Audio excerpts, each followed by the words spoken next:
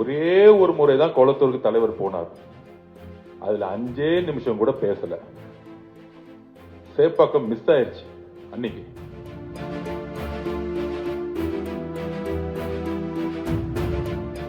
இந்த திருடங்கள்லாம் திருடிட்டு ஓடி போகும்போது போலீஸ் தொடர்த்தும் போது யார் திருடன் யார் திருடன் யார் திருடன் யார் சொல்றான்னு அவன் தான் திருடனா இருக்கும். அன்னைக்கு சட்டசபையில் எல்லாரும் எழுந்து நிறுத்திட்டாங்க. பார்ட்டி பண்ணு நீ ஏன் சொல்றீங்க?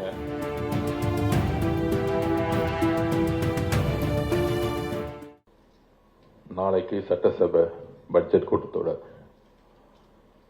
சட்டசபைக்குள்ள போனா மரபுன்னு சொல்லுவாங்க. அந்த மரபை இன்னைக்கு வரைக்கும் உண்மையா கடைபிடிச்சிட்டு இருக்கக்கூடிய இயக்கம் தமிழக வெற்றி கழகம்.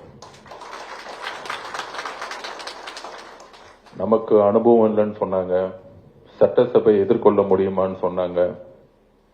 ஆனால் ஒரு 4 நாள் நடந்துச்சு. முதல்ல அந்த 4 நாள்ல ஒவ்வொரு நாளும் குறைந்தபட்சம் ஒரு 10 to 15 முறை அவை மீறிய செயலை செய்தது திமுக. சோ திமுகக்கே பாடம் எடுத்தாரு நம்மளுடைய தமிழக முதலமைச்சர், நம்மளுடைய அண்ணன் விஜய் அவர்கள். நம்மளுடைய சட்டமன்ற உறுப்பினர்கள், நம்மளுடைய அமைச்சர்கள் பேசவே முடியல அவங்களால அந்த 4 நாள். இப்ப அடுத்த பட்ஜெட் கூட்டத்தொடர் மானிய கோரிக்கை. அப்ப என்ன கால சூழ்நிலையில் நாம இங்க இருக்கிறோம், இன்னைக்கு நிக்கிறோம். மே 10, 2026க்கு முன்னு 2026க்கு பின்பு 60 வருஷ அரசியலை தமிழக வெற்றி கழகத்துடைய தலைவரும் சரி நாமும் சரி ஒரு மிகப்பெரிய வரலாற்றை மாற்றி அமைச்சோம். அது எல்லாருக்கும் தெரியும். அன்றையிலிருந்து இன்னை வரைக்கும் ஒரு 80 நாள் ஆயிருக்கும். இந்த 80 நாள்ல திமுகவோட அரசியல் முதல்ல என்னன்னா, முதல் கொள்கை அவங்க கொள்கை எப்படி தமிழக வெற்றி கழகத்தோட ஆட்சியை கவுக்கிறது. இந்த 80 நாள்ல ஒரே கொள்கை திரு மு.க. ஸ்டாலின் அவர்களுக்கும் திரு உதயநிதி அவர்களுக்கும் இருக்கக்கூடிய ஒரே சிந்தனை.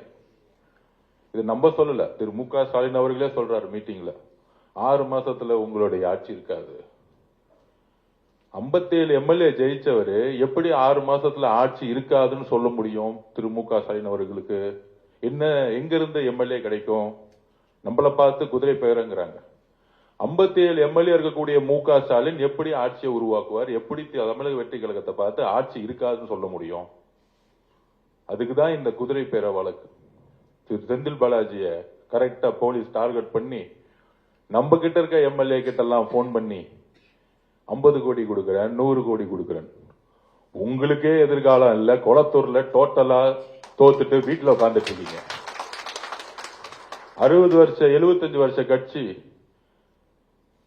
30 வருஷம் ஆளுங்கட்சி, முதலமைச்சரா உங்களுடைய தந்தை திரு மு.க. ஸ்டாலின் அவர்கள் திராவிட முன்னேற்ற கழகத்தோட தலைவர், கொளத்தூர்ல மக்கள் தூக்கி எறிஞ்சிட்டாங்கன்னா இது வரைக்கும் ஏன் தூக்கி எறிஞ்சிட்டாங்கிற ஒரு மெசேஜை கூட அவங்க இன்னும் புரிஞ்சிக்கல. ஒரே ஒரு முறைதான் கொளத்தூருக்கு தலைவர் போனார். அதுல 5 நிமிஷம் கூட பேசல. சேப்பாக்கம் மிஸ் ஆயிடுச்சு அன்னைக்கு. அவ்வளவுதான்.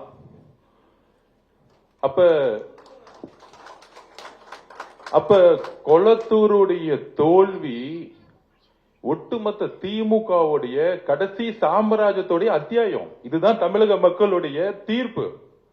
இன்னுமேட்டு திமுக குடும்பத்திலிருந்து ஒருத்தரும் முதலமைச்சர் ஆவே முடியாது. எழுதி வச்சுக்கோங்க. நீங்க என்ன அவதூறு வேணா பரப்பிக்கோங்க, என்ன பொய் வேணா பரப்புங்க, அதுக்கெல்லாம் நம்ம ரெடி. எல்லாத்தையும் பார்த்துட்டு வந்திருக்காரு எங்க தலைவர். நீங்க 4 நாள் உட்காந்து 2வது நாள் அன்னைக்கு பேட்ச் ஒன்று குத்திட்டு வராங்க, வாயத்தரங்க சிஎம். நான் அப்பயே சொன்னேன், அவர் அமைதியா 5 மணி நேரம் யோகா பண்ற மாதிரி அமைதியா உட்கார்ந்துட்டு இருந்தார். என்னைக்கு அவர் வாயை திறக்க போறோம் அன்னைக்கு நேஷனல் ஹெட்லைன்ஸ், அடுத்த 1 மாசத்துக்கு கதறுவாங்கன்னு நான் 3வது நாள் சொன்னேன். பேச ஆரம்பிச்ச அடுத்த செகண்ட் வெளிநடப்பு பண்ணிட்டாங்க. சட்டசபையில 3 நாளா வாயத்தரங்க செய்யம்னு சொல்லிட்டு அவர் எந்திரிச்சு என்ன பேசுறான்னு கூட கேட்கல. பார்ட்டி ஃபண்ட்னு சொன்னதுதான் மிச்சம். உடனே திமுக அஞ்சிட்டாங்க. இந்த திருடங்கள்லாம் திருடிட்டு ஓடி போகும்போது போலீஸ் துரத்தும் போது யார் திருடன் யார் திருடன் யார் திருடன் யார் சொல்றான்னு அவன் தான் திருடனா இருப்பான். அன்னைக்கு சட்டசபையில எல்லாரும் எழுந்து நிச்சுட்டாங்க. பார்ட்டி பண்ணு ஏன் சொல்றீங்க? அங்க இருக்க அதிமுக, அங்க இருக்க அதிமுகவுடைய பொதுச்செயலர் இபிஎஸ் உட்கார்ந்துட்டு இருக்காரு. அவர் அமைதியா உட்கார்ந்துட்டு இருக்காரு. இந்த சண்டையில நம்ம எந்திரிக்க கூடாதுப்பா, நம்ம அமைதியா இருப்போம். ஆனா திமுக எந்திரிச்சு எக்ஸ்போஸ் ஆயிட்டாங்க. அப்ப அவர் பேசுறது கேட்க முடியல. ஏன் முடியலன்னா அதான் ஆதிக்கம். நான் திருப்பியும் பதிவு பண்ண திமுகவுடைய தோல்விக்கு ஆதிக்கம். பண்ணையார் மனத்தனம், நாம இங்க மட்டும்தான் ஆளுங்கட்சி, எங்க அப்பா எங்க புள்ள நாங்க மட்டும்தான் முதலமைச்சர், ஒரு கொத்தடிமை கூட்டம் தான் அமைச்சர்கள், இப்படி ஒரு சிந்தனையை அவங்க நம்பிட்டாங்க. எலெக்ஷன் முன்னாடி ரொம்ப நம்பிட்டாங்க.